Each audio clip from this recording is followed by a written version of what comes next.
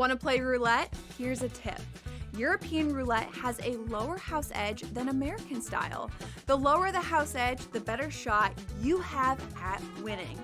Most online casinos offer European roulette. So, if I were you, I'd get spinning. Now, go get lucky. See you in Las Vegas. Let's get lucky. I don't like it. Does he think he's playing on the opening kickoff? Does he want to get a handoff at that point? I mean, he's involved in the program. Here's the problem with James Franklin. Why do coaches even run out with the football team?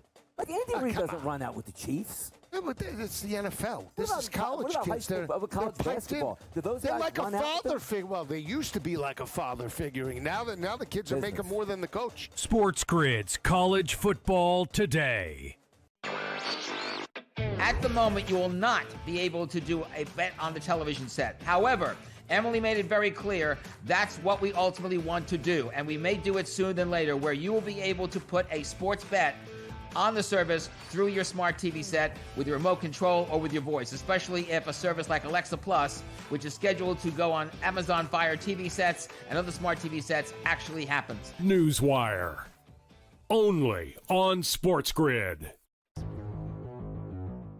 The Dallas Cowboys losing that pass rush, losing another big impact player on the defensive side, all this does is make me like Dak Prescott more and CeeDee Lamb and George Pickens more, because what we talked about all offseason, right, Matt, which is, hey, when Dak is healthy, he is a top 5 fantasy quarterback, and the defense we think is okay, but we think they're going to be in a lot of shootouts. Now I definitely think there's going to be a lot more shootouts. Fantasy Sports Today, only on SportsGrid.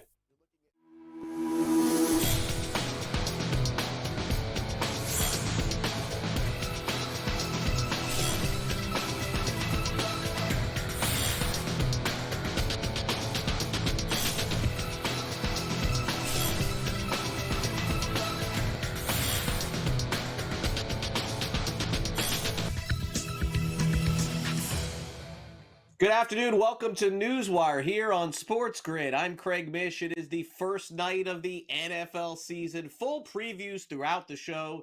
You know that we're going to get you covered as the Cowboys take on the Eagles tonight with a full preview. Also joining us here on the show is Paul Stone, talking some college football ahead of week 2 in the college football season. Brady Cannon will appear on the show, as he always does, to go over the latest in the National Football League, and we'll talk some Major League Baseball here on the show as well. As Vinny Iyer joining us from Sporting News, your one-stop shop for all sports being covered, including the National Football League, college football, and of course Major League Baseball with a month to go until the postseason. But we'll actually begin the show with a story from the National Basketball Association. Reporter Pablo Torre reported this yesterday, and there has been some clapback by the Los Angeles Clippers and their owner, Steve Ballmer, but I'll explain the story. The NBA is currently investigating that there are allegations from a report from Torre that the Clippers and Steve Ballmer circumvented the salary cap by paying Kawhi Leonard to do a job that had no responsibilities. Apparently, Leonard, according to this report, signed a $28 million endorsement deal for a no-show job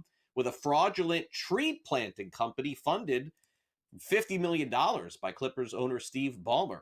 According to the report, it was to circumvent the salary cap. Ballmer, in a statement made to the media, said that this did not exist. Of course, we'll follow the story as it continues and see if this is actually something or much ado about nothing. Remains to be seen. Meanwhile, $21.6 million. What does that number represent? That's the amount of money that Kalshi has taken through their quote-unquote contracts in tonight's affair between the Eagles and Cowboys. So how about that? Not sports betting, but prediction markets, which are available all around the country, seemingly very similar to sports betting. They're saying it's not. And because it's active, it's $21 million tonight on Kalshi. How about that? The current line right now is Eagles minus 8.5. Over on the FanDuel Sportsbook, the total is 47.5. We'll have this game covered for you, by the way, tonight on Game Time Decisions and, of course, in-game live as our NFL coverage begins this evening. 8:20 p.m. Eastern kick, so they say. Of course, they're going to raise the banner probably about 8:30. All right, now the Cowboys apparently were talking to the Philadelphia Eagles and Howie Roseman about making a trade, sending Micah Parsons to Philadelphia, but the Cowboys refused to do it. This according to a latest report. Kind of hard to believe that Philly and Dallas would even make a trade in the division, so this makes sense that it didn't end up happening. Meanwhile, the Cook family is set to buy 10% of the New York Giants. And the valuation comes through because when you are going to buy a piece of a team, it has to be valuated. So right now, that number is $10 billion for the New York Giants. Remember that Josh Harris bought the Washington Commanders at $6.05 million. So that means the Giants are worth about $4 million more. Meanwhile, with the Dolphins getting ready to play the Indianapolis Colts, we're finally hearing from the relationship between Tua Tagovailoa and Tyreek Hill. You may remember at the end of last season seemed a little fractured, but they've now had a full training camp. They've now had a full preseason. And although Hill was not named a captain on the Dolphins this season, Tua says that he and Tyreek are in a good spot. I would say it's good. I think for what it was earlier in the summer was just that. And I think people might have blown it out of proportion to where now, I mean, we've worked we've worked on it. And I think that conversation is dead now. I think once people see Tyreek score on Sunday, everyone will forget about that. So we're in a good spot. And we've been in a good spot for some time as well. So I'm really happy with that and pleased with that. And I'm very pleased with how our guys are operating now in all rooms. I mean, that's typically what you guys do, blow it out of proportion. You know what I'm saying? That's kind of, how, the views and, it gets spread all over the internet. But at the end of the day, like, me and Tua know exactly where we stand at. He knows, and I know that we both have a brother, for the rest of our life. And we're going to continue to build, man, each and every day. You know what I'm saying? Like, brothers fight all the time. Like, I fight with my brothers. Like, we go at it all the time. You know what I'm saying? But at the end of the day, we know what the main goal is. We still family. You know what I'm saying? So we're going to continue to get better each and every day. Tyreek says the media blew it out of proportion. Same player who said that he wanted to leave the Dolphins at the end of last season. Okay. Joe Burrow is ready to start the season. Hasn't been a good start for Burrow over the course of his career. He's 1-9 combined. How about that? In weeks 1 and 2 in his career. But Burrow says this is the healthiest and best he's ever felt going into their week 1 game. I mean, I'm very confident. My body's in a place that it hasn't been in years past. So for me personally, I'm excited about that opportunity. We're treating it like any other game. We're not doing anything differently. Obviously, there's an emphasis on the start of this season and then having to win some of these games early. But that comes down to Sundays. Our prep has always been excellent, in my opinion. We're gonna have the right game plan because we have great coaches, and we're going to know what we're doing when we're out there because, we put in the work. It's just about going out and executing those plays and doing the right things on Sunday. Over to college football, Alabama loses to FSU, and they lose another lineman. This time it is defensive lineman Jeremiah Beeman, going to miss the entire season. The Crimson Tide have now lost a couple of linemen after the first week of the year. Gio Lopez, quarterback for North Carolina, could suit up in week 2. Some controversy as to who potentially could start for Bill Belichick. We'll see if it is Lopez. Of course, he's a little banged up after being thrown on the ground so much this past week. And also, Sharon Moore is set to coach at Oklahoma. Of course, he'll be suspended for a couple of games. It is the marquee game in college football this week, Michigan at Oklahoma on Saturday night. Over to Major League Baseball, the Yankees bullpen falls apart late. The Astros grab an 8-7 comeback win as they take the victory there. Devin Williams, of course, has been part of a lot of these issues, so to speak, late in the game and wasn't really happy. Neither was the manager about the umpire's ball strike calls yesterday. A lot of close pitches there in that 8th inning. Did you feel like the strike zone was incredibly inconsistent? I already looked at it. He definitely missed 4, which is what I told him, and he threw me out for it. How frustrating is that for you when you're in a pressure-packed situation like that with a game on the line and perhaps to not get those calls you believe are strikes in those situations? Yeah, when you're making good pitches, which I was, not getting those calls really changes the course of an at-bat. Obviously Correa hit the double, so I'm kind of have my back against the wall right away. Made some really good pitches to Sanchez, which he missed 2 in that at-bat.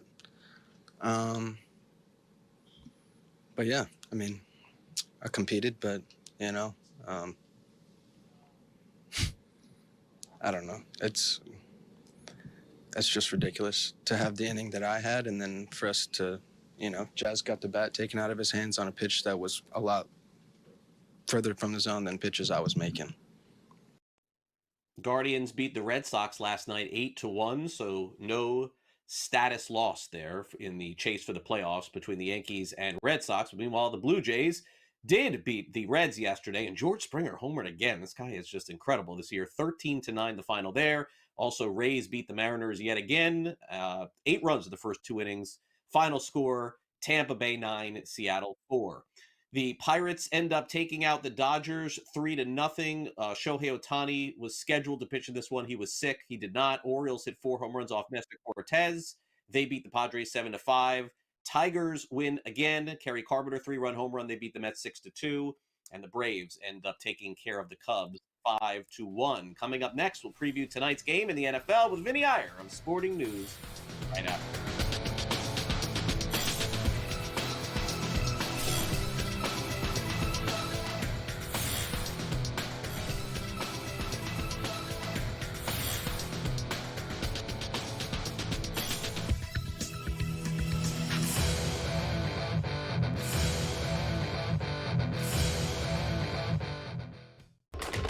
Enter into the magical world of McLuck.com, where even the smallest of spins can win real cash prizes. Adventure into over 1,000 of the best Vegas-style slot games. So what are you waiting for? Unlock your free welcome offer today. Join the fun where winners play and players win. The Young Goddard angle, too, had the added PR campaign of, like, do you want to take a New York and or a Jersey guy to play a New York Ryder Cup? Like, the crowd juice there is going to be off the charts. They would love, they would kill for him. Chris Goddard, like, making a big putt, like, popping the chain to the Bethpage crowd. Are you kidding me? There's some of these guys, I just want to pick them because I want the visual, I want the memory. The Smiley Show, only on SportsGrid. We're going to go through every single thing, and I've got a great team behind me that's going to help me get the job done. I want this to be the place that people come to. There is going to be an energy to game time decisions that you will feel night in and night out. We are going to hit every single one of those markets that you need to know about. We will have everything at our disposal, and we will use that to our advantage. There is not going to be a better place, I promise you, than Game Time Decisions. I'm Kevin Walsh. Tune in to Game Time Decisions weekdays on SportsGrid. NFL win totals created because of Jimmy Johnson and the Dallas Cowboys. When Jimmy Johnson came into the NFL from the Miami Hurricanes, somebody asked him, hey, how many games do you think they're going to win? I want to bet it. And no one had ever done it before. Unbelievable, huh, Brady? And he said, you know what? Okay, I'm going to come up with a number.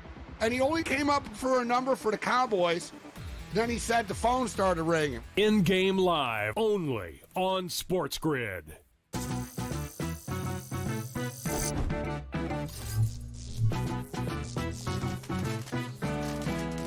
Did you know sportsbooks tend to draw up tighter bet lines for events that get even more bettors, like championship games or major matchups? My tip? Try betting on less popular sports. You might have a better shot at beating those odds. Now, go get lucky. See you in Las Vegas. Let's get lucky.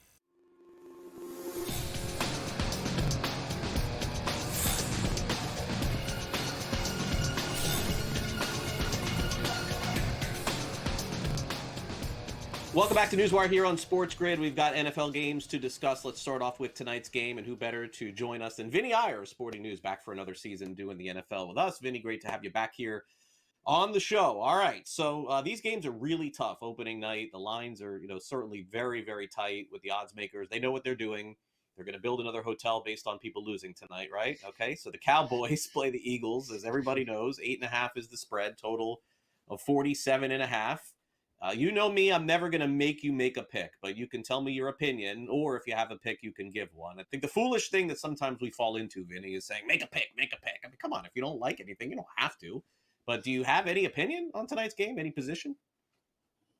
Yeah, I think I would lean toward the Eagles. I mean, just looking at the opening of this whole season, right? The vibes for the Cowboys, not so great going in with Brian Schottenheimer and Micah Parsons not there on the field, but we know it's a division game and the Cowboys can make it somewhat interesting. But I think the Eagles are going to be out there to prove a bit of a point here that they want to make a statement. Keep in mind, I mean, they just bounced opponents pretty hard when they had their big four all together: A.J. Brown, Devonta Smith, Jalen Hurts, and Saquon Barkley.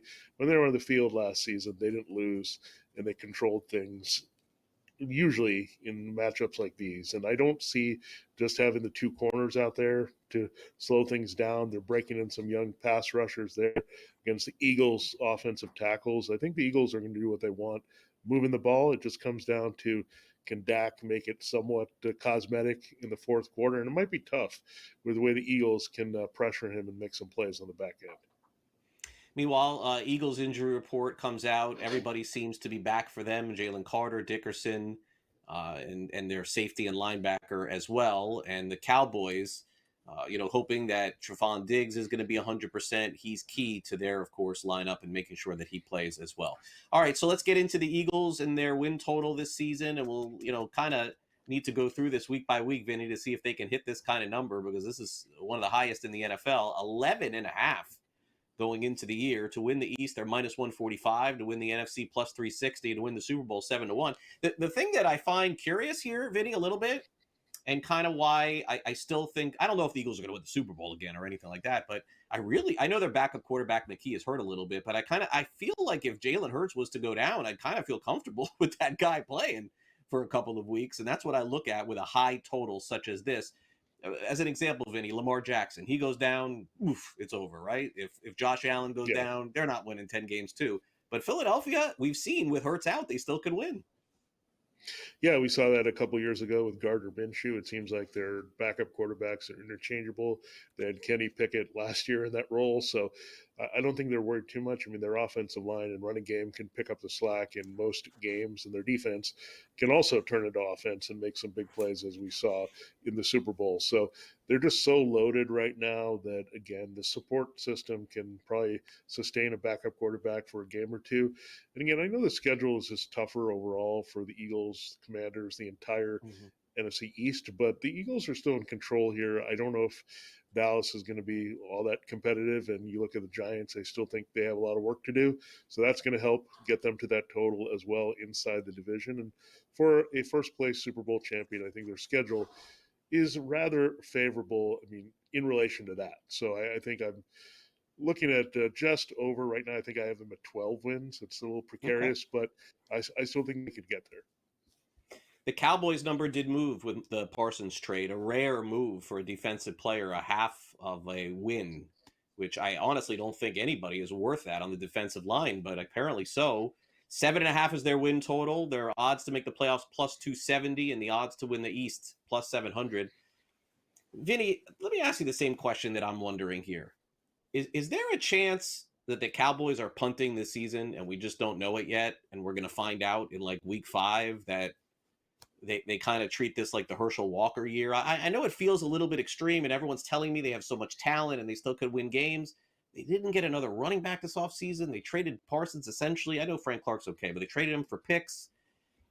I don't know. It's like a weird entry for them this year.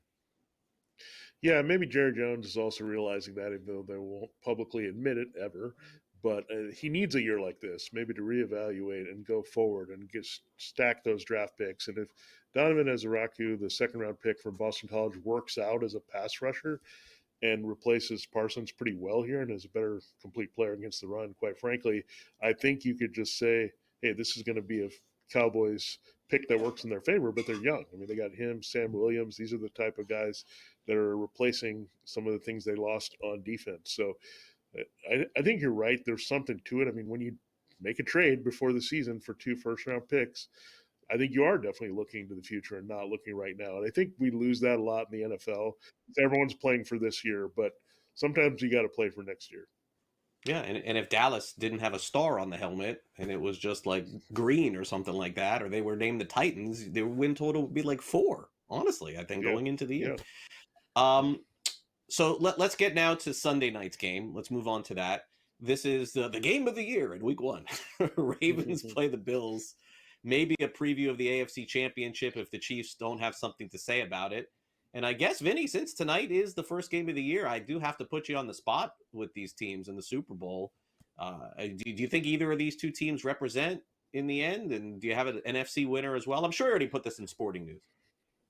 Yeah, I do like the Bills to come out firing here in this game. I mean, Josh Allen, he heard Lamar Jackson MVP talk. I know he wants to hide it, but he wants to prove himself right in this game. Derrick Henry has always been a Bills killer, but I think the rest of this matchup is kind of tough for the Ravens with the Bills defense and all that. So I think the Bills are going to break through. I think they have the best bet of all those teams between them and the Bengals and the Ravens to get back there over the Chiefs and finally end that drought. And I like the 49ers on the other side. By the way, the 49ers schedule very favorable, easy path if they want to just exploit it outside of their division to the number 1 seed. So I think I like Buffalo and San Francisco to end up in those top seeds and then making their way to the Super Bowl here. So 49ers Bills should be exciting, but I think maybe this is the 49ers year and this is Buffalo's year if they just get to the Super Bowl. So I think they'll be both happy.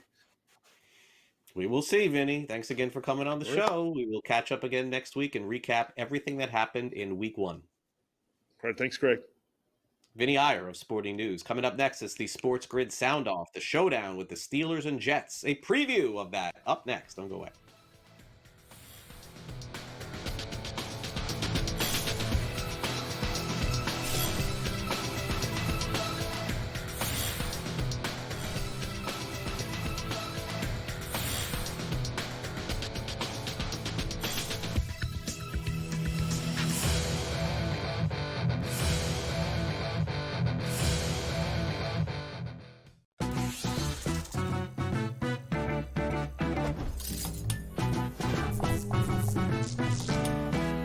We all know nothing beats the energy of playing live roulette in a casino.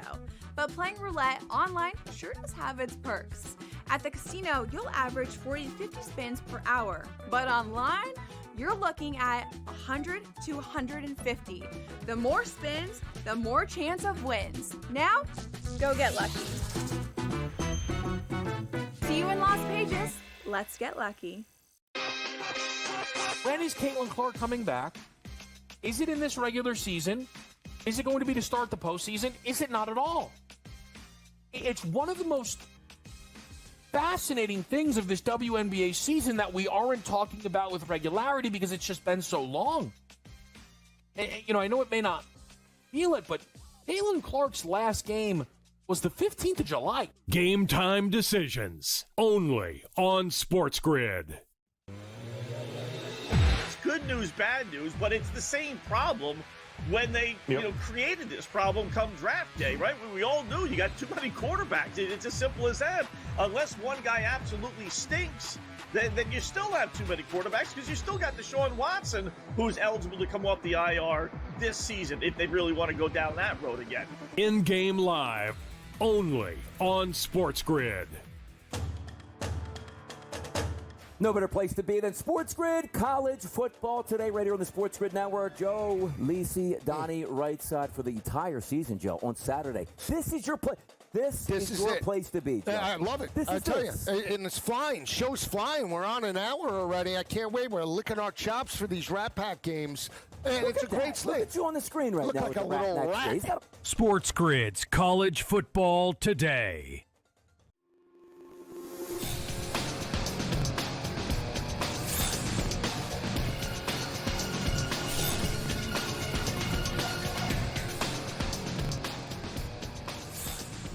All right, welcome back to NewsWire. Time to preview the games and hear from the coaches and players involved. We're going to preview the Steelers and Jets. We'll take a look at what the Bears think going into week 1. And are the Jacksonville Jaguars one of the sleepers of the NFL season? Let's find out. Time now for the Sports Grid Sound Off.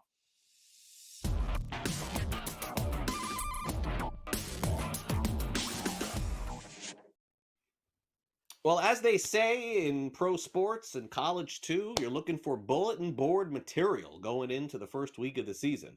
You could find something, I guess, as Aaron Rodgers returns to New York, the place where, well, let's just be honest, things didn't go very well from him after leaving the Green Bay Packers.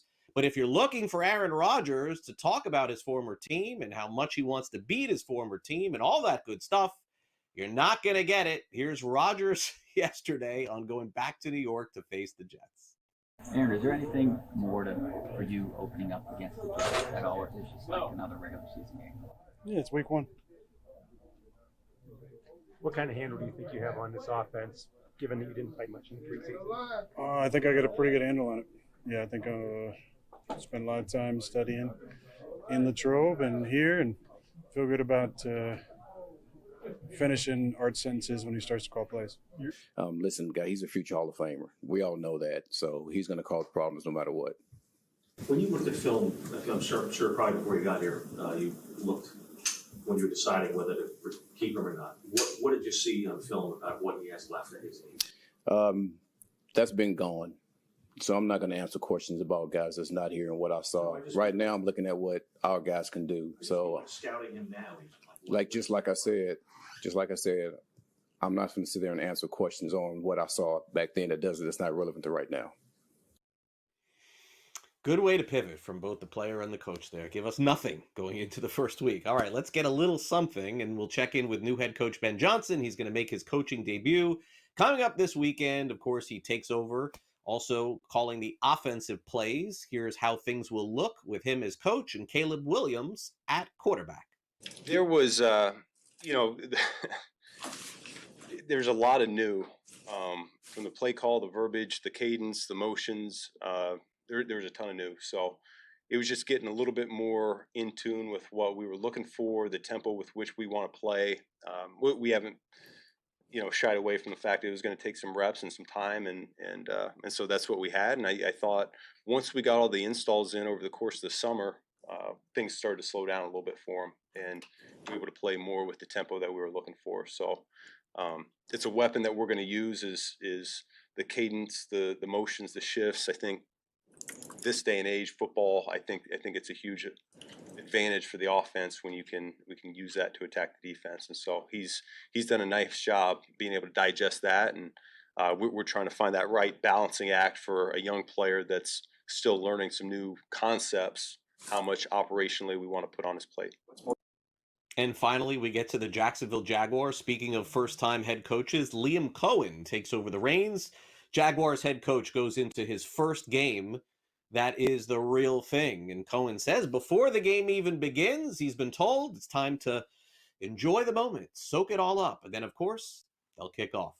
Yeah, I think I was talking to a friend of mine in California last night on the ride home at like 11:30, and he was just saying you got to take a moment to take that in. I definitely didn't do that for the first 3 preseason games.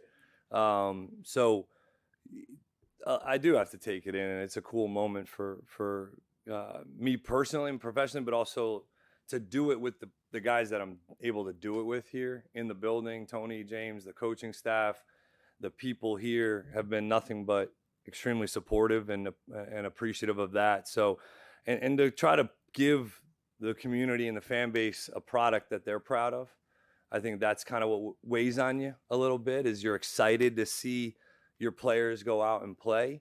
You're curious to see the responses to adversity and the challenges within a game, but you're eager to go and try to put a product on the field that people are proud of. Now, of course, the NFL season begins tonight, so that's a quick reminder from us here at SportsGrid to make sure you set your fantasy football lineups, too, for those of you who are playing this upcoming season. And if you want more fantasy football information, you can always tune in each and every Friday afternoon at 3 o'clock Eastern for me and George Kurtz as we get you previewed and ready for the upcoming weekend in fantasy football. Also, you can download the SportsGrid app. It's available for both iOS and Android, a great companion to your football season. Take out your phone and scan that QR code. It's available for both iOS and Android. You can also track your bets throughout the whole year, too. It is the SportsGrid app, and you can download it now. We'll take a quick time out here on NewsWire. When we come back, it's time to dive into the latest in college football with Paul Stone. So stay on the grid. We'll be right back.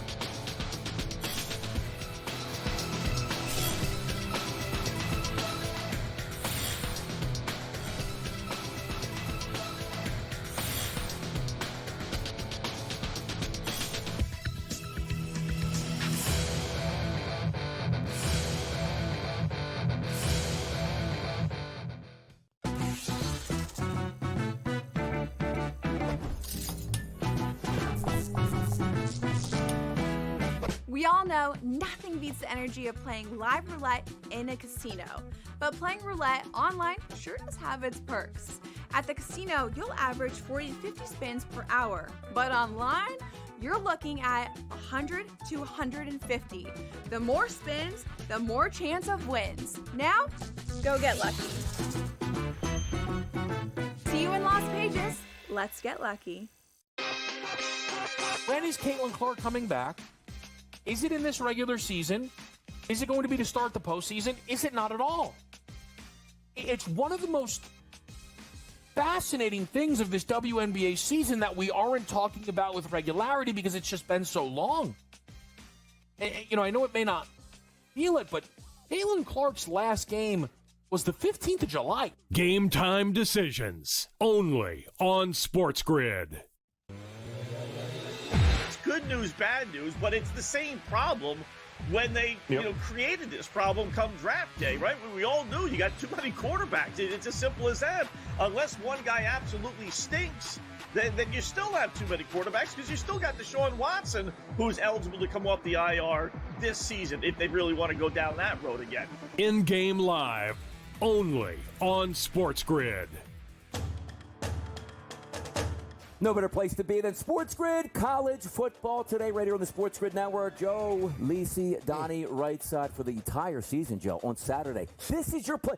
This is your place to be, Joe. I love it. I tell you, and it's flying. Show's flying. We're on an hour already. I can't wait. We're licking our chops for these Rat Pack games. And it's a great slate. Look at you on the screen right now. Look like a little rat. SportsGrid's College Football Today.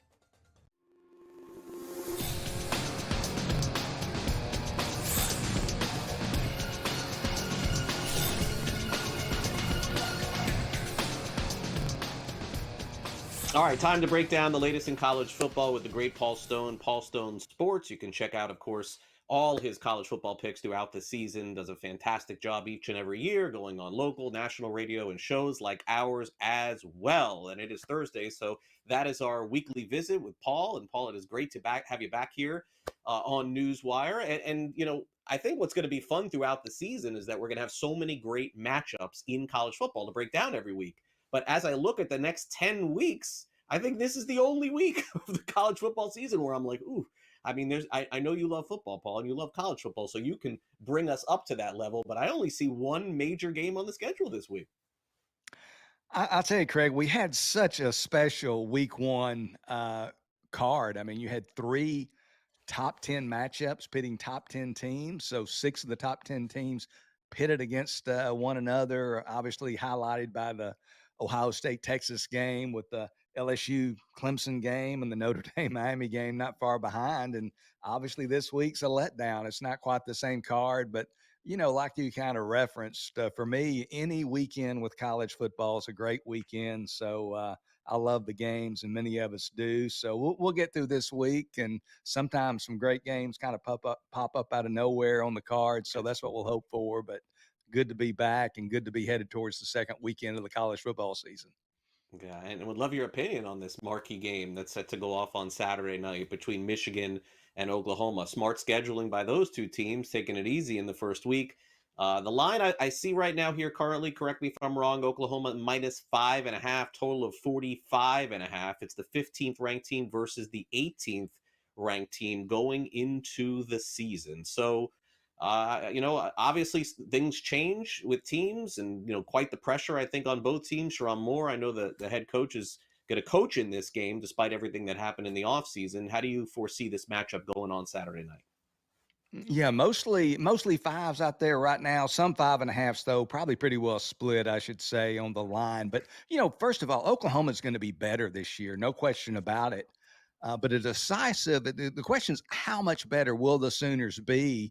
A decisive 35-3 win over FCS Illinois State this past weekend doesn't really tell us much, Craig, in my opinion. You know, this is an Illinois State team that prior to scoring 3 points this past Saturday against Oklahoma had been shut out in its previous 3 games versus FBS opposition, and that includes a 40-0 loss to Iowa last year. Iowa, offensively challenged Iowa, had almost 500 yards against Illinois State last year. So just kind of putting that 35-3 victory in perspective there. Michigan, on the other hand, they're very good as an away underdog, kind of a small sample size, but they're 4-1 against the spread since 2020 as an away underdog. They've won 3 of those games outright, including 2 in Columbus versus Ohio State. While Oklahoma was making easy work against Illinois State, Michigan, pretty fairly lackluster 34-17 victory over New Mexico. They led by 14 at the half, did the Wolverines. Never really pressured. They were always in control. They did rush for over 200 yards, pass for over 200 yards. Bryce Underwood, their 5-star true freshman quarterback, gave glimpses of why every blue blood program in the country recruited him. And he'll look, he'll progress as the year goes on. This line, looking at the line of 5.5, infers that on a neutral field, Oklahoma will be favored by 2 points over Michigan. And I just don't see that. I've got Michigan slightly pie-rated ahead of Oklahoma. I actually made this line Oklahoma minus 2.5. So I think this is a pretty good bit of points to be given the Wolverines here. One other tidbit: when the line's 7 points or fewer, whether Oklahoma's been the favorite or the underdog, a line of 7 or less, Brent Venables only 3-10 against the spread at Oklahoma. And also Oklahoma's quarterback, John Mateer, really burst on the scene last year at Washington State, but he's never played a defense the caliber of Michigan. I think he's going to be he's stepping up in class. He's going to make some plays because he's a great player, but this is a different level of animal that he's going up against on Saturday. I like Michigan plus 5.5 over the Sooners. All right, underdog city, Saturday night in the marquee game. Meanwhile, a couple of really marquee teams in college football. Baylor, of course, had their hands full, Paul, in week 1. And boy, SMU, a team that I don't think we talk about enough. They just keep winning. They changed conferences a couple of years ago. They're ranked 17th in the country. Very, very light favorite at home, which tells you that this could be a very close game, Paul, right down to the wire. I see SMU here minus 2.5, money line minus 128. And look at the total, 63.5. So as you said, maybe we don't have the marquee game, but we could have a lot of fun watching this game on Saturday afternoon. Yeah, this is one of those under the radar games, Craig, that could be very entertaining, to put it mildly. And first of all, Baylor didn't get the easy schedule memo. A lot of teams start out with the flyweight, so to speak. Baylor, instead, they opened at home this past Friday against Auburn. Auburn really ran the ball effectively on the Bears, getting the victory there in Waco. Auburn rushed for 307 yards, 5.9 yards per carry. Baylor now fighting to avoid an 0-2 start as they travel to Dallas to play SMU. I'm very impressed with SMU. I mean, they made the playoffs last year. They've got an extremely well-funded NIL program, but they've lost some key players from last season. Their 1,300-yard rusher, Brashard Smith, his eligibility has expired. Lost their top 2 receivers. Tight end R.J. Maryland, they didn't lose him, but he was injured, suffered an ACL injury early last year, was limited in preseason camp this season, did not play in their opener against East Texas A&M. I don't think he's going to play against Baylor, and he's a big-time weapon for the Ponies. Hope he can get on the field here soon. SMU, offensively, they only average 4.2 yards per carry against East Texas A&M of the FCS. So they're not going to be able to run the ball quite like Auburn did, in my opinion. Defensively, they only return 3 of their top 10 tacklers, so they've got some holes to fill on defense as well. Baylor, on the other hand, this is a well-oiled passing attack and offense engineered by Sawyer Robertson. Didn't even begin last season as Baylor's starting quarterback, but still threw for over 3,000 yards. Opened the season against Auburn by throwing for 419 yards and 3 touchdowns. Has his top receiver from last year, Josh Cameron, back. They kind of identified wide receiver 2, Texas State transfer, a guy named Cole Wilson, had 8 receptions for 134 yards against Auburn. I think Baylor's going into SMU, getting the victory at Gerald J. Ford Stadium. Baylor plus 2.5 over SMU.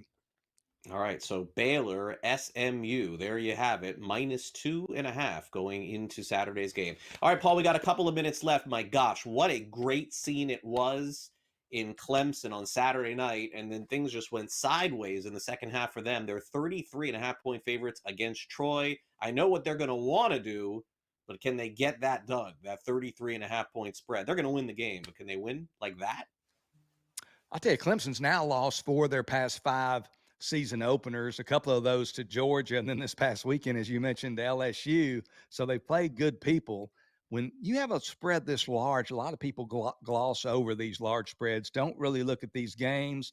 But Clemson has done a good job of bouncing back from these season opening defeats. The last 3 times, they've responded by scoring 49, 66, and 66 points. So I think Cade Klubnik and company, I think they're going to want to pour it on, be in that kind of mood after scoring just 10 points and gaining 261 total yards against LSU this past weekend.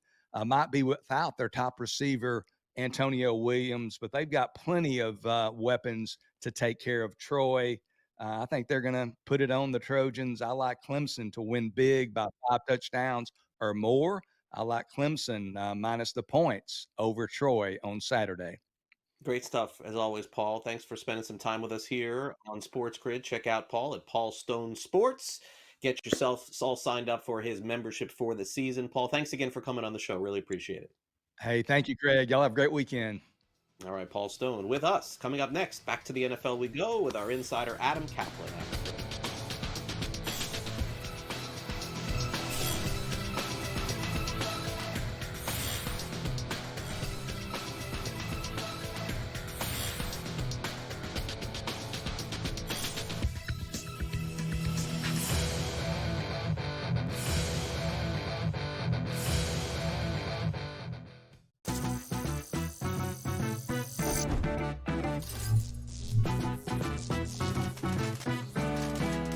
Want to play roulette? Here's a tip.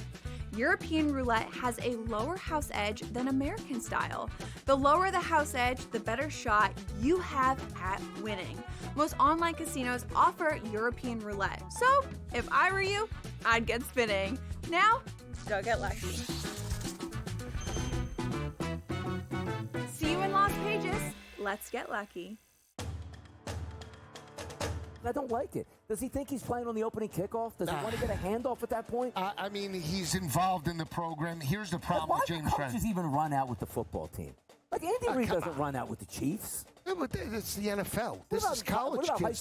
college basketball? Do those they're guys like a run out father figure. Well, they used to be like a father figuring. Now the kids are making more than the coach. SportsGrid's College Football Today.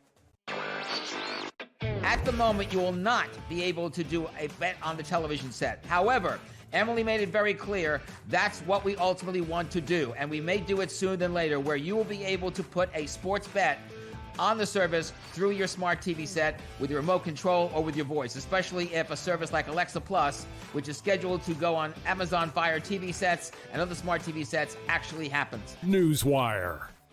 Only on SportsGrid.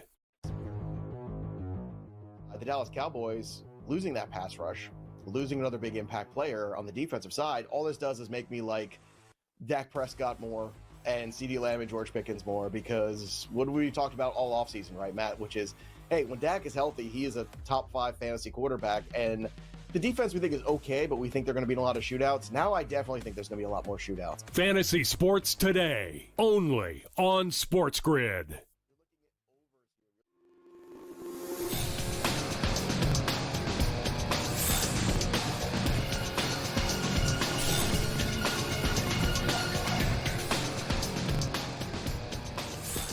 Opening night of the National Football League in Adam Kaplan's backyard. How easy does that get for him tonight when they play the opening game of the season with the Eagles and Dallas Cowboys? So Adam doesn't have to go on a tour to watch NFL games in week 1. He could just stay home, get his game at home, and then catch football on Sunday. By the way, how do you watch your games Sunday? Do you watch them all? Or are you red zone? Like, how are you going to do that? Yeah, I mean, I'll do some of the red zone. I'll do some of that. I tape some games if there's something I want to watch, and then after the games, if something happened that I think I need to know about, get more information, I'll call a coach or a front office guy from a particular team. Hey, what happened here? You know, now understand when I call after the game, they haven't seen the coaching tape, the all 22.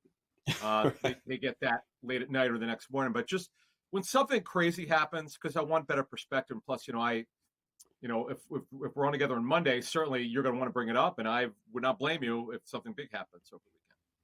Yeah, makes sense. All right, so did you take any position on tonight's game? Generally speaking, I think we all agree the Eagles are going to be better than the Cowboys this season. I don't know if they're 8.5 points better tonight. I know that, look, they could win 34-0, and also it could be like we've seen in the past. For some reason, teams open up with that banner coming down, and then they don't play well. Like in the NBA and baseball, like whatever that first game is, it just there seems to be that little slump at the beginning of a game. Does that happen to the Eagles tonight, or does they do what they're supposed to do? They're one of the. I think are they the biggest favorite? I think they are in the NFL this week. 8.5. Yeah. Now it's funny. Right before I put this on X last week, so I started to get a feeling this trade was going to happen with Parsons. Definitely surprised. So, you and I haven't talked about this trade. I was shocked, to be honest with you. And the return, they didn't get great value for him. But bottom line is, like, I'm going to say an hour before the trade, the Eagles were -7. After the trade, minus 7.5, about an hour after the trade. As you said, they're now -8.5. Now, if you just looked at what the Cowboys look like as a pass rush group, Craig, they've got 4 guys. Donovan Ezra, who I'm really excited about, second round of Boston College, but he's a rookie. Okay, he wasn't a high first-round pick like Michael Parsons. So we have to understand that. Dante Fowler's a veteran, has been around. Sam Williams, who they like, who hasn't quite been as good as they would have hoped. They have enough, but they don't have an A-level pass rusher. That's the problem for me. When you look at the Cowboys, and Trayvon Diggs is going to try to play tonight. In fact, he's going to play.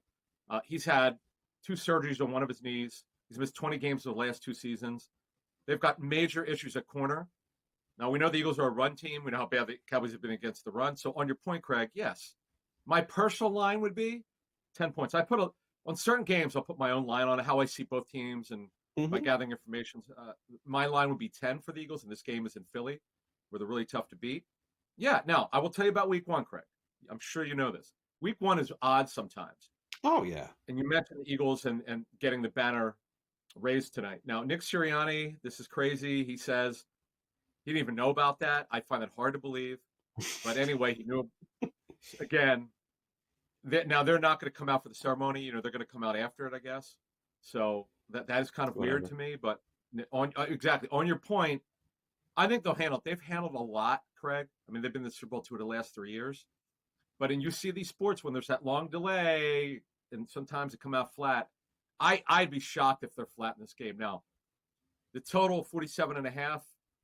I have it somewhere around 44, maybe 27-13, something like that. But I will tell you this: when we look at this game analytically, knowing Brian Schottenheimer in terms of the way he believes, they're going to come out throwing the football. This is what he did with let Russ cook. That was his idea in 2020, I'm told. They're going to come aggressive. And by the way, Craig, the Eagles are not good at corner opposite Quinyon Mitchell. It's Adoree Jackson, who would really better off being a number 3 corner.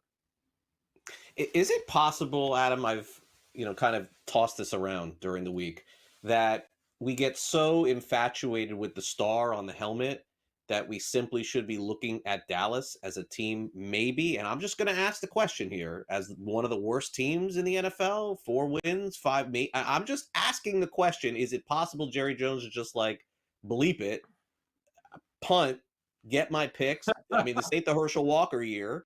I don't know. I know that the Cowboys can't be one of those teams to do that, like the Red Sox and the Yankees and the Lakers. Like, I get it. But I'm just looking at this like, and I forget who I asked yesterday on the show, Adam, if I said, hey, you can only pick one. The Cowboys are going to win 4 games or they're going to win 10 games. And you had to pick one. I don't know. I'd pick 4. I don't know. It just feels like a rebuild for them. You can't give me the middle. See, it's funny. I do win ranges for every team. I had them from 7 to 9 wins. Now, understand something. If Dak Prescott could play like 15 games, with the addition of George Pickens, Jake Ferguson got his extension. I know they're not going to be able to run the ball very well. For the second straight year, they don't have a quality starting running back. Javonte Williams is not the back he once was. We'll see if he can regain some of that after the devastating knee injury a couple years ago.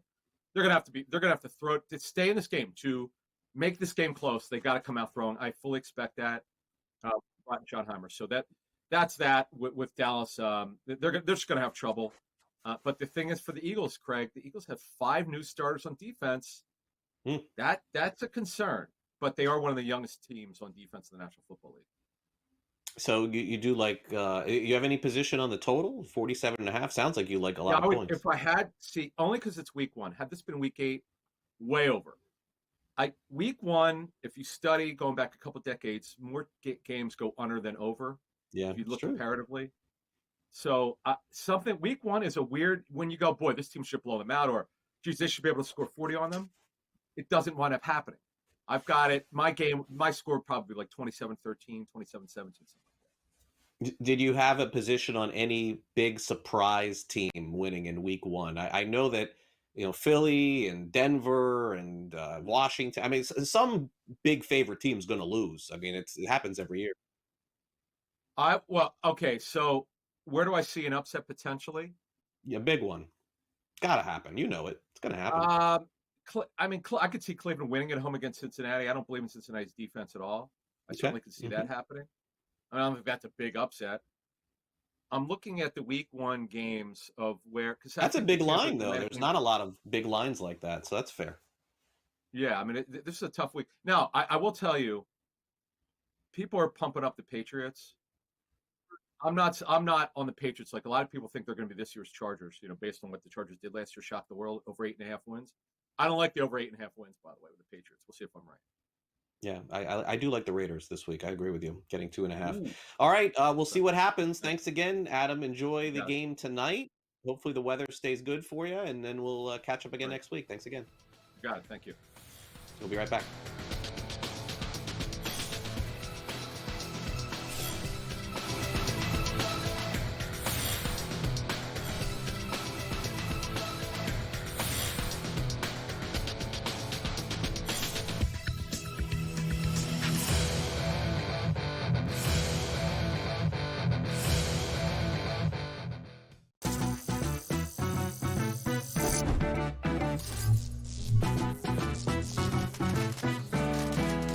Want to play roulette? Here's a tip.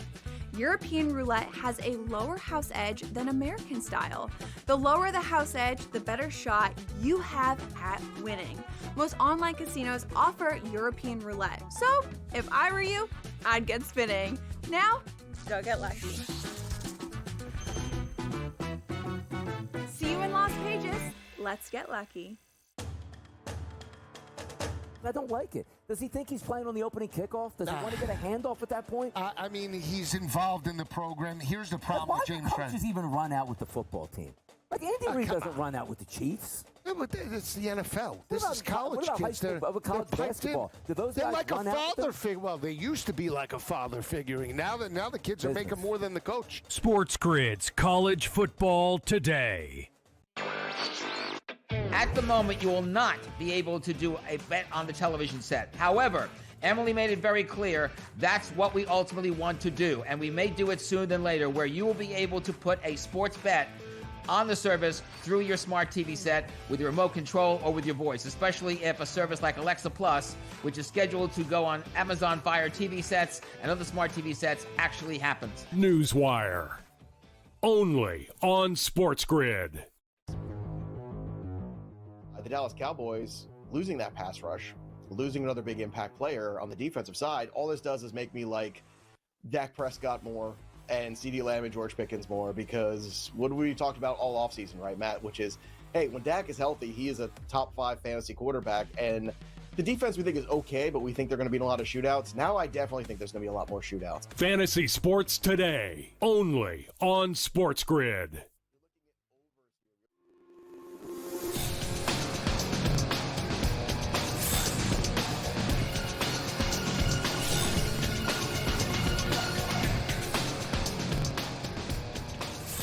What a big win it was last week for the Ohio State Buckeyes. Number 1 versus number 3. Wow, we got that matchup in the first week of the season. It was Ohio State taking care of Texas in week 1. So naturally, things are headed in the right direction. Maybe didn't feel that way at the end of last season. I don't know, depending on how you look at it. I don't know. I still think Ohio State did a great job and ended up having a great year, without a doubt. But their athletic director, Ross Bjork, was on Front Office Sports yesterday, went over some of the details of the college football playoffs, and also talked about what his expectations were for his school, even after the week 1 win against Texas.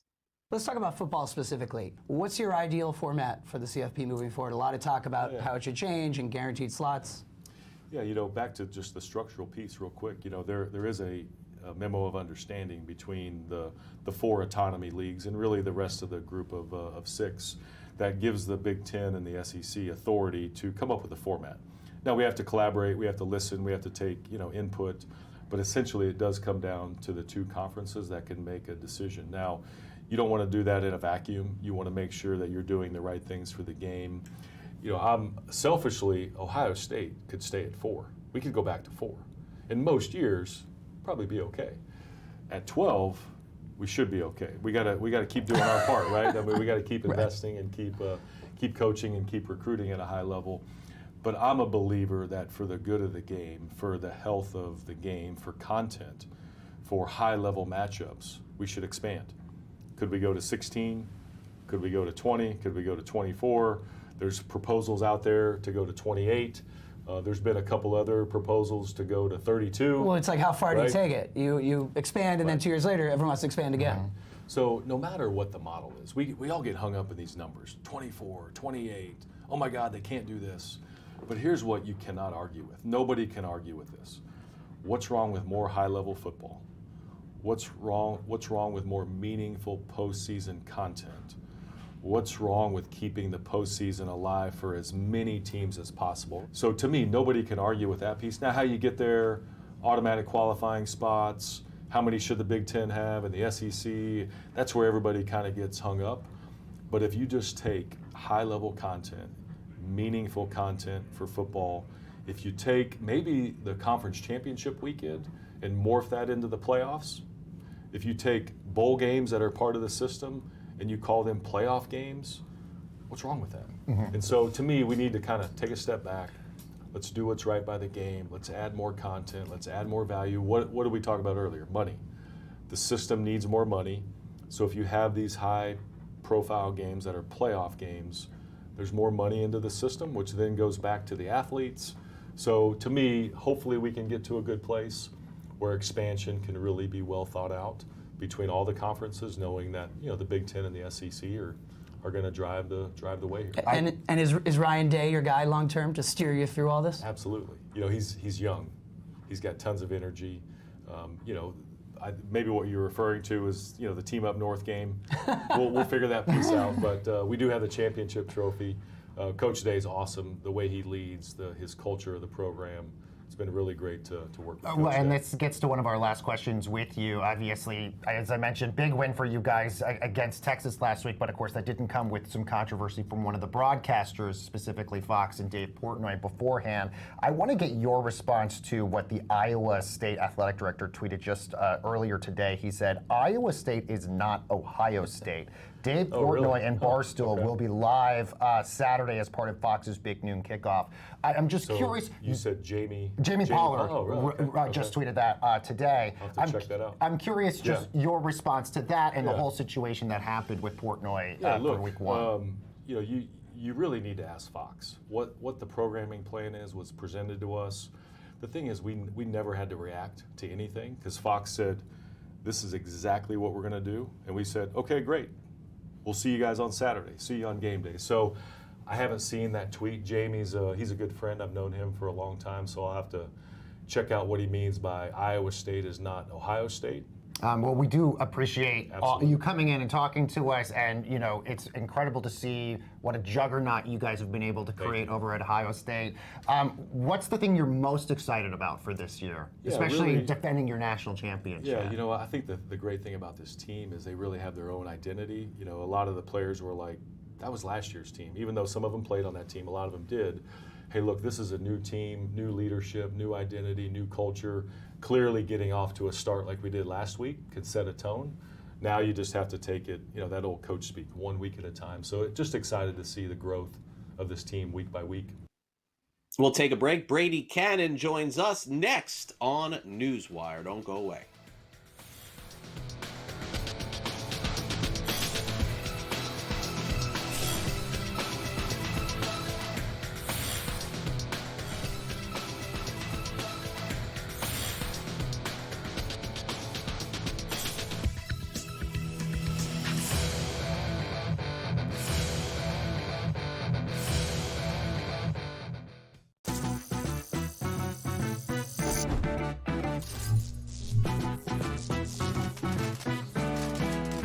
Want to play roulette? Here's a tip.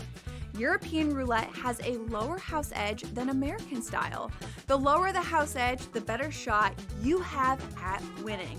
Most online casinos offer European roulette. So, if I were you, I'd get spinning. Now, go get lucky. See you in Las Vegas. Let's get lucky.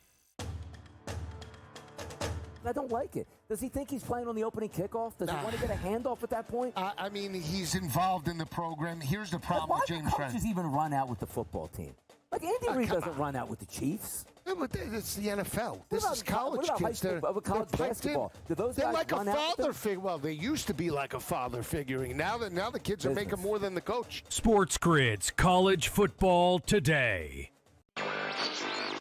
At the moment, you will not be able to do a bet on the television set. However, Emily made it very clear that's what we ultimately want to do, and we may do it sooner than later, where you will be able to put a sports bet on the service through your smart TV set with your remote control or with your voice, especially if a service like Alexa Plus, which is scheduled to go on Amazon Fire TV sets and other smart TV sets, actually happens. NewsWire. Only on SportsGrid.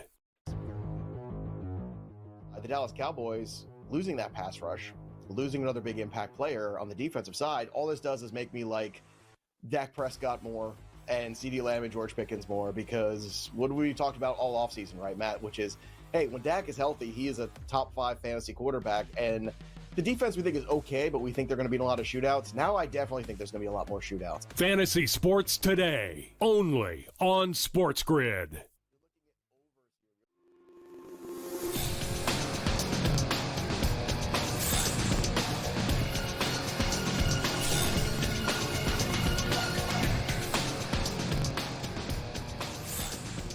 All right, welcome back to NewsWire here on Sports Grid. We got Brady Cannon with us for the next 30 minutes. We'll go over everything happening in the football landscape. Of course, the football contest show is coming your way here on Sports Grid this weekend, and it is week 1 of the NFL. It's always a very good show, entertaining, and great breakdowns with Brady Cannon, James Salinas, and Mike Pritchard. And it's great to have Brady here in advance of the show because he's going to give all the picks away and ruin the show, so you don't have to even listen or watch it, right?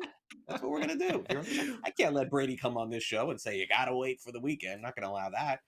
But Brady, it is great to catch up with you. And you know, I always appreciate running football season with you here on my show. So thanks again.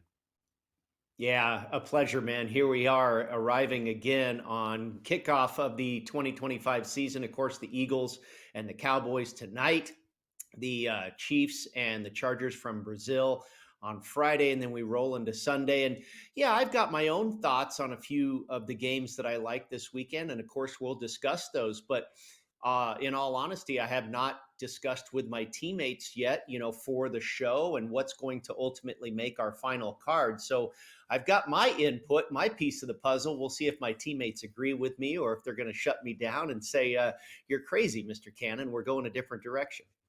All right. Well, that's what I'm always looking forward to on that show. All right. So let's show everybody the contest card. And the reason why we do this with Brady and we talk about the contest every week, because folks, there are so many of you that are in contests each week. It doesn't have to be one of these contests in Vegas. I know you're playing in football pools, sometimes with the spread, sometimes without the spread. So we want to try and help you out each week in making some of those decisions. And the Super Contest released, of course, theirs on Wednesday. I believe the Circa on Thursday. Correct me if I'm wrong on that. How much money do you think are in these contests this season, Brady? What's the final number here? Well, Derek Stevens at Circa guaranteed $21 million, and I don't think he's quite there yet. It's really amazing, and that's one of the reasons we started this Las Vegas football contest show, is because the amount of money and the amount of people that are involved. And you mentioned it, Craig, not just here in Las Vegas, but really all over the country. As big as football season is, so is football contest season. Derek Stevens at Circa introduced Grandissimo, which is Circa Survivor on steroids, right? So Circa Survivor, he guaranteed $15 million in that pot. I think we have about 14,000 people signed up so far at $1,000 a piece. So almost to the guaranteed $15 million there. Grandissimo, he introduced for the first time this year, a survivor contest with a $100,000 entry fee. And he guaranteed 1.5 million, meaning he needed 15 people to sign up to meet the guarantee. There's over 50 people already signed up for that contest, which is incredible. Then you have the Circa Million, where he guaranteed 6 million. He's a little bit light on that one. I believe they have in the neighborhood of about 5,000 people signed up. So still about $1 million on the table there. And then you go down the street to the Westgate Superbook.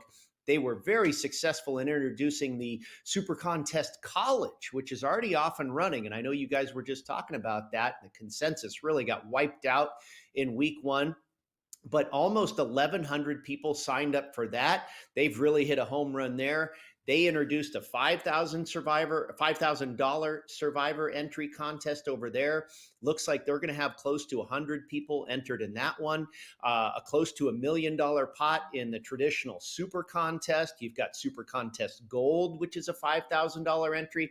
There are a number. It's a big menu of contests you can enter out here in Las Vegas. Yeah, SportsGrid, has a fun contest too, but I'm not in this for fun, man. I'm in this to make money. I'm in a couple pools as well. But speaking of which, and we're going to get to a lot of NFL, but I do want to close the book on week one with you in college, because the college contest picks were terrible. Oh my gosh. 1-6 on the consensus. I mean, I guess I shouldn't be surprised. Like last year, it was the first time ever that the consensus picks did okay in any contest that I've ever seen in Las Vegas. But this is how you start a season. Look at this. Baylor lost, Texas lost, Notre Dame lost, Alabama big loss, Georgia Tech, by the way, not an easy cover, and then Northwestern and Clemson both losses too. What is going on in the water? Well, unfortunately, I was on about 4 or 5 of those losers, so we didn't get off to a great start either in our college contest. But it was really fun for me for the first time to, not a great week, certainly not a great start, but I was relieved at least that nobody, again, the majority didn't do too well. But it was great to play in a college football contest where you have basically every game on the board to pick from. There have been college contests out here in the past, but you had a limited number of games to choose from. Pretty much the whole board is in play here with the Super Contest College Contest. So that was a lot of fun. We're hoping for better results, obviously, in week 2.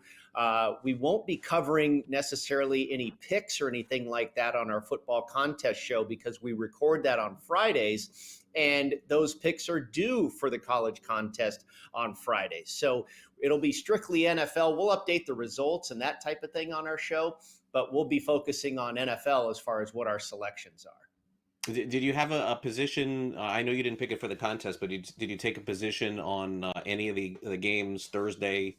I mean, there's 2 games. Thursday's game tonight, Friday's game tomorrow. Did you have a position on either of those? But I want to do Sunday with you. I know we got a lot more time. I want to spend the time on those games. But did you take anything Thursday or Friday?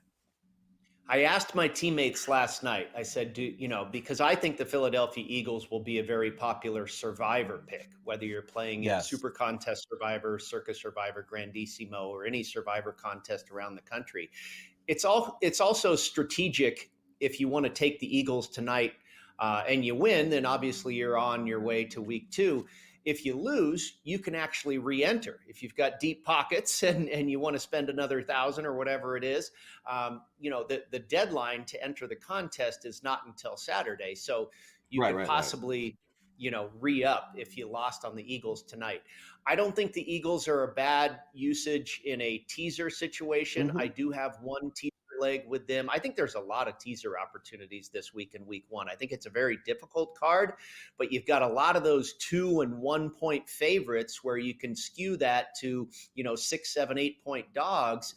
And I like those teaser situations, depending on where you can get the number for the Eagles. I was able to get it when it was 7.5 and tease them down to 1. Now they're up to 8 or 8.5. I think the best play in this game, though, Craig, it's a trend we've seen recently. When the 2 starting quarterbacks don't play in the preseason, these games tend to stay under the total. And that makes sense because the 2 starting quarterbacks a little bit rusty, getting the feel for the game and everything, the first quarter, first half, and the scoring is down a little bit. So that's probably the direction I would go in the Thursday night game. The Friday night game is very interesting. You have the Super Bowl loser in the Kansas City Chiefs, which is typically an automatic bet against in week 1. But the Los Angeles Chargers, this is actually their third straight road game. They played their final 2 preseason games on the road. Now they're traveling to Brazil for the season opener. So I believe that's a tough situation as well. I'm going to stay away from this one. If I could get the 3.5, I'd probably take the Chargers if I had to play something. But conflicting situations here for me, I'll probably sit back and watch. Yeah, I think if memory serves me right, and I'm not positive about this, and it's a bad job by me by not researching coming into the show, I think Brady, the Eagles, if I'm not mistaken, out of the 17 games they played last year, didn't they hit the under in that first half like every game or something insane last year? I feel like at the half of every game last year, they were, up 10-3 or down, 7-3 or so. And then, second half, they sort of came alive. So maybe that's something to look at tonight, too. Yeah, I can't remember exactly what it was last year, but I think it was a couple years ago, or I guess 3 years ago now, when they went to the Super Bowl the first time against the Chiefs and lost. I think they were covering the first half like religiously. Because you remember they got out to big leads, and then in the second half they would just sit on the football and bleed out the clock. All right, we'll talk more football with Brady next.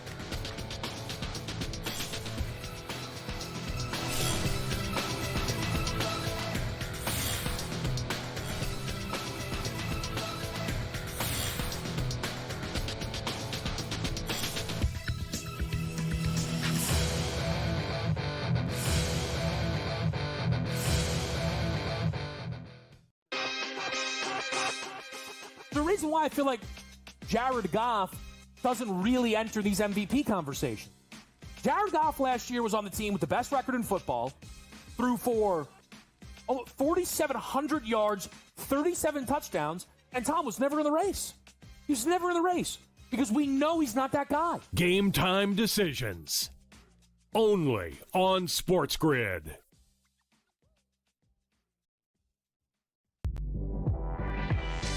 There's no way you're going to have a team with 63 wins and 2 other teams with 55 and probably another 2 that are between 49 and 52. So there's got to be some pullback a little bit, right? Under 62.5 wins for the Oklahoma City Thunder. Betting above the rim. Only on SportsGrid. I was looking at through my phone at first. I'm like, why is there such a delay? And why are we getting pitch hitters right away? Oh, the pitcher got thrown out for some reason. Maybe he hurt himself. But no, turning out and seeing a brawl was absolutely hilarious to let that one play out. Just the way it is sometimes in baseball. We don't get a lot of good fights and a lot of good brawls and anger, specifically from 2 teams that aren't going to the playoffs. So good on them for showing that moxie last time. But it's good to see a little bit of a brawl and a little bit of that passion here. The Early Line. Only on SportsGrid. The sharpest football contest show in the land, the Las Vegas Football Contest Show, focuses on Circa Sports Million, Circa Survivor, and the Westgate Super Contest, handicapping the games and releasing our contest picks every week of the season. With 2 former Super Contest winners, Brady Cannon and James Salinas, a former NFL player, Mike Pritchard, and over $1 million in contest prize money won combined, the Las Vegas Football Contest Show will have you prepared this season like none other.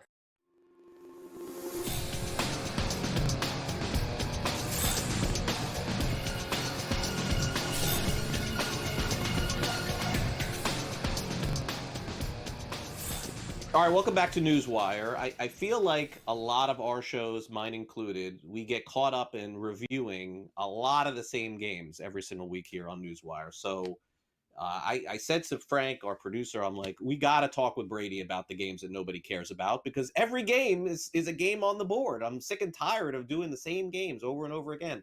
Let's hit on some of the lower end games. And Brady, of course, is kind enough.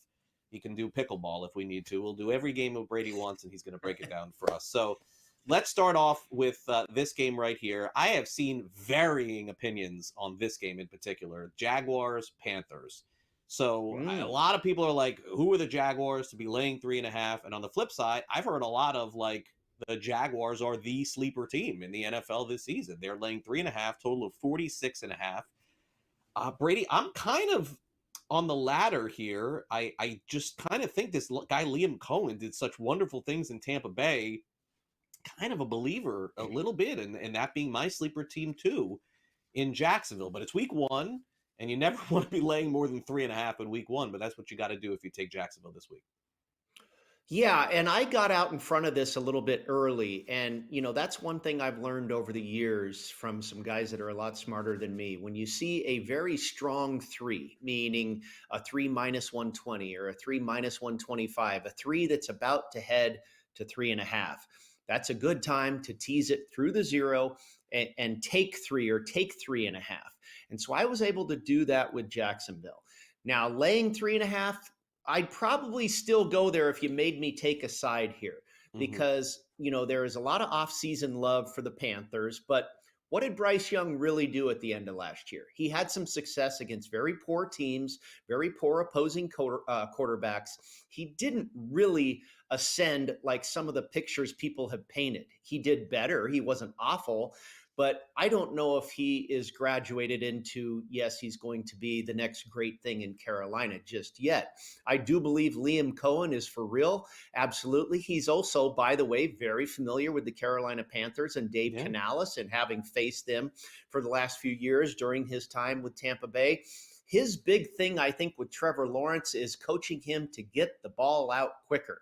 Trevor Lawrence, his big kryptonite is pressure when he holds on to the ball and he can't decide if he wants to run. So I think it's getting the ball out of his hands quickly. I think he will focus on that. I think you will see that be successful in their offense this year. And yeah, I side with the Jaguars here. Again, it may be too late to use him in a teaser of some form at this point. If you have to play the game, I'd probably be on the favorite here because I do believe in what Jacksonville has going on, and I am not as much of a believer in the all of a sudden love for Carolina. I think their season win total, what is it, 6.5 or so? 5, it's probably spot on. They probably win 6 or 7 games this year. I don't think it'll be in week 1. All right, let's go to the next game, and I want to put this caveat on this game before we begin, because this is my opinion only. I believe, Brady, the hardest team to handicap in the National Football League is next, the Raiders. When you think they're good, they're bad. When you think they're bad, they're good. To me, they are the toughest in the NFL because they're going to shock you in every which way but loose. It's just the way that it happens. Now, on the flip side, I'm not a Patriots believer going into the season. I don't think they should be favored in any game going into the year, let alone 2.5-point favorites. I know a lot of people are on their steam saying they have an easy schedule. Okay, that may be fair. The odds makers are telling us it's a pick'em game, 2.5. That's what the NFL is at this point. Total of 43.5. I guess if I had to pick, I probably would pick the Raiders, and they're going to lose 41-0. This is my problem with the Raiders. I can't figure out what they're going to be ever. Well, as a resident of Las Vegas, I hope they don't lose 41-0. In fact, I hope they win. I hope the Pete Carroll and Tom Brady era gets off to a rip-roaring start. Interesting that Tom Brady and Pete Carroll are also going back to New England to open the season as well. Raiders are another example of a great team you can use on a teaser leg, taking that 2.5 to 8.5. I also think it's very telling, Craig, if there's a lot of love for the Patriots and they're supposed to be all that, why aren't they favored by 3? Why isn't this moved to 3? Okay. It's sitting there at 2.5, I believe, for a reason. I haven't played the Raiders yet. Again, I might get there with a teaser. I think there's a lot of, we mentioned this in the last segment, a lot of these 1-2 point spreads. Don't know if I want to take those points, but I'd love taking 7.5, 8, 8.5 in teasing that dog up. The Raiders, I do believe will be very much improved. I think Geno Smith will be good. I think Ashton Genty will be great. I like Pete Carroll. I think changing the culture. I think there's a lot of positives about the Las Vegas Raiders this year. However, I still have questions about the defense, especially the secondary. And that's going to be an Achilles heel, in my opinion. So I don't want to just push all my chips in on the Raiders being, this vastly improved team. But yeah, I think they're going to be a very competitive team. I think they'll be better than they were. They might still finish last in this division, but I think they could very well win 8 or 9 games. All right, so this is guest choice here as we wrap this up here. I got 2 games here. I'm going to ask you your opinion to break one down. We got Cardinals and Saints. Lions and Packers. Do you have a stronger lean on either of these two games? Cardinals at the Saints, Cardinals -6.5, Packers against the Lions, Packers -2.5. Pick one. I like the Lions a lot, Craig, and it first kind of popped into my head with the Micah Parsons trade, and I went, okay, look at this. This is a great situation. The Lions bumped up to 2.5. Everybody's going, oh my gosh, look at what's going on in the NFL. Micah Parsons has joined the Packers, and they're going to just, they might as well give them the Lombardi Trophy. Okay, perfect. I'll take the other side. While everybody's, enamored with this and the stock is rising and rising, I'll take a pretty darn good team in the Detroit Lions, who, by the way, have beaten Green Bay at Lambeau Field the last 3 times they've been there. Here's another angle that I really like about this game. And I think these two teams are very evenly matched, again, as the spread would indicate, another game that's ripe for a teaser situation. But the Green Bay Packers host a Thursday night game next week, and that has not been a good recipe for the last 10 or 15 years or so. In fact, since 2012, the team that hosts the Thursday night game in week 2 is 3-8-1 against the spread in week 1. It's a distraction. They're trying to plan for 2 different things at once here. I like the Lions with the points. Brady, we'll see if your teammates like the Lions too, and that shows up on your card on the football contest show this weekend here on SportsGrid. Thanks again for coming on. You bet. Great to kick off the season with you, Craig. Thank you. All right, Brady Cannon, as always, will be with us each and every week. We'll wrap up the show next.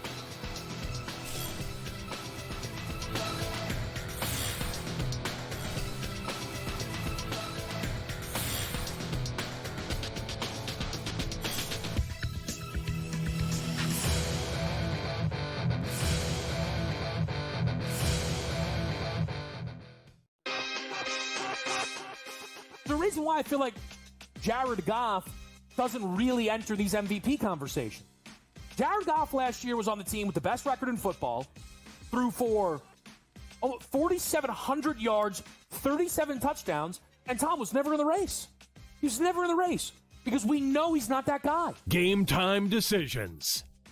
Only on SportsGrid.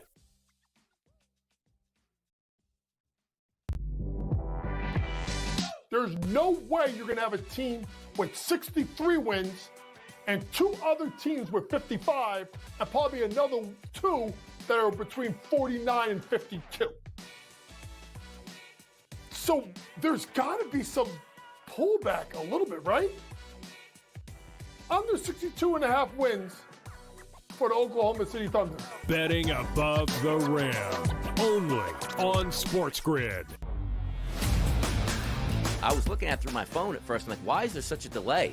And why are we getting pitch hitters right away? Oh, the pitcher got thrown out for some reason. Maybe he hurt himself. But no, turning out and seeing a brawl was absolutely hilarious to let that one play out. Just the way it is sometimes in baseball. We don't get a lot of good fights and a lot of good brawls and anger, specifically from 2 teams that aren't going to the playoffs. So good on them for showing that moxie last time. But it's good to see a little bit of a brawl and a little bit of that passion here. The Early Line. Only on SportsGrid. The sharpest football contest show in the land, the Las Vegas Football Contest Show, focuses on Circa Sports Million, Circa Survivor, and the Westgate Super Contest, handicapping the games and releasing our contest picks every week of the season. With 2 former Super Contest winners, Brady Cannon and James Salinas, a former NFL player, Mike Pritchard, and over $1 million in contest prize money won combined, the Las Vegas Football Contest Show will have you prepared this season like none other.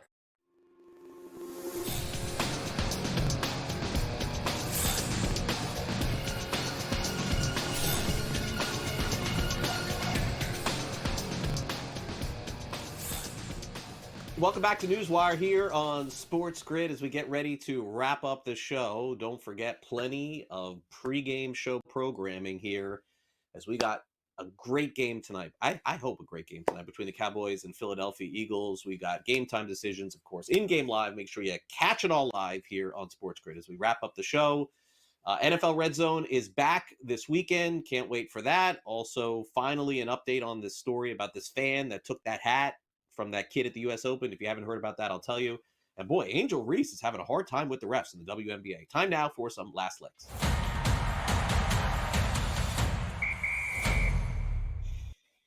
All right, get ready for some NFL Red Zone this weekend. Scott Hansen, of course, is back, one of the best in the business at breaking all the games down as they go on live. But here is the news that everybody was dreading. Hansen revealed in an interview that the NFL Red Zone, which has been billed of 8 hours for the last 2 decades or more of commercial-free football, is no longer commercial-free football. According to the people at the NFL, they will appear in a double box format, so the audio will be ad audio while Red Zone continues to run in the other box. That's a shame. The plan is to space out a limited number of ads throughout the 8 hours per the NFL. They've tested it, they've contemplated it, and has nothing to do with this move over to ESPN. You know, it's one of those things where you have to understand ESPN paid so much money for the Red Zone. I can't say that I blame them. But at the same time, I just wonder if people are going to switch off when they hear ads, when they see ads. I mean, that was the whole allure to the Red Zone, is you just knew that you were getting game broadcast. Now, the good thing about this, too, is that it's only the audio and the video is going to stay on the screen. And for a lot of people, maybe they don't even listen, and they're just watching the games transpire, unfold, as they say, throughout the day. I, for one, will be back watching the NFL Red Zone this Sunday. I don't care how many ads they show. I used to be somebody who had to have all of the games, and I had all my TV set up. But this day and age, just give me my Red Zone and maybe a second game on the screen, whoever the Dolphins are playing, I guess, because that's the broadcast that I get here, and I'm pretty much good. All right, now, I hated to see this at the U.S. Open. This was a story from a few days ago that has finally come to a close. You may have seen it trending, social media, going viral, as they say, that this individual who was at a game or a match at the U.S. Open took a hat away from a child as this tennis player was trying to give it to the kid. But instead, he ended up taking the hat, putting it in his bag, and going about his business. Well, the good news is that when you do something like this, someone's going to find you, someone's going to figure out who you are, and they did. Now, I'm not going to throw this guy's name under the bus and his family and everything like that, but he did end up apologizing. He said he was in the wrong. He's made good. Of course, the tennis player found the kid, gave him the hat. But word to the wise, if you're going to pull this kind of stunt at any major event in sports, someone is going to find out who you are, and your name is going to be all over social media. Very similar to that concert, right? Everybody remembers that concert where the guy who was the CEO of the company, and then the woman was there, and they tried to hide. Like, everybody, you're going to get scooped out. It's going to happen. So better off just do the right thing on camera, because you're going to get caught. And in the end, I guess you apologize, and then life goes on. Hopefully, it's just a trending moment. It doesn't define your life. Angel Reese, one of the best players in the WNBA, is having a hard time with the referees. How about this? I would have never known this. If you would have said, over the course of the WNBA season, which, by the way, is not 82 games like the NBA, how many technical fouls would you say Angel Reese had? If somebody said to me here on the show, Craig, the over-under is at 3.5, I would have said, all right, I'll say over because you're asking me. Angel Reese got her 8th technical foul in a WNBA game. So this is like 1 every 3 or 4 games she gets a tech. It's kind of crazy. But I mean, a little bit more than that, maybe 5 or 6 games she gets a tech. So this means she gets a suspension too. Now, I understand this happens in the NBA all the time. But Angel Reese, one of the most popular players in the WNBA, you would think by now she'd get it figured out. Hey, look, they're looking for you to get technical fouls. But I suppose she hasn't figured it out, and 1 game suspension is in play. Of course, there's this battle with, do you like Angel Reese? Do you like Caitlin Clark? I'm not going to do that. Just saying, 8 techs is a lot for an NBA season and a WNBA season as well. Thanks again to all our guests here on the show, Brady Cannon, Paul Stone, Vinny Iyer, Adam Kaplan, for coming on the show as well. In addition, thanks to our director, Luke, and for my producer, Frank, I am Craig Mish. We'll see you back here for our first Football Friday of the NFL season as we preview the Chargers and Chiefs. Have a great night, everyone. Enjoy the NFL game. See you tomorrow.